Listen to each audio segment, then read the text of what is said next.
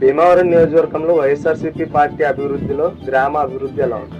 YCP party గ్రామ అభివృద్ధి కదని ఆంధ్రప్రదేశ్ మీద మాట్లాడుకుంటే రాయలసీమలో సామెత ఉంది.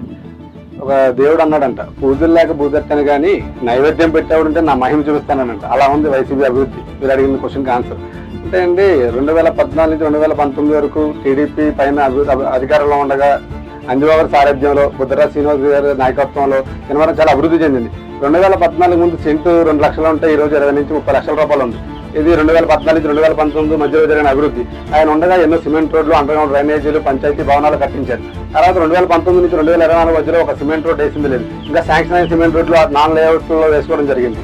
అలాగే వైసీపీ ప్రభుత్వం నిరుద్యోగులకి ఉపాధి కల్పించలేకపోయింది. ఉపాధి ఉన్న వారికి కార్మికుల్ని ఎంతో ఇబ్బంది పెట్టి వాళ్ళు పట్టుకొట్టింది. ఇలాంటి ప్రభుత్వం రాకూడదు. మళ్ళీ 2024 ఎన్డీఏ ప్రభుత్వం రావాలని బలంగా కోరుకుంటూ, ప్రజలందరూ కూడా మేలుకోవాలని, మేలు కొలపాలని నేను బలంగా కోరుకుంటూ నేను నా మద్దతుని ఎన్డీఏ ప్రభుత్వానికి ఇస్తున్నాను.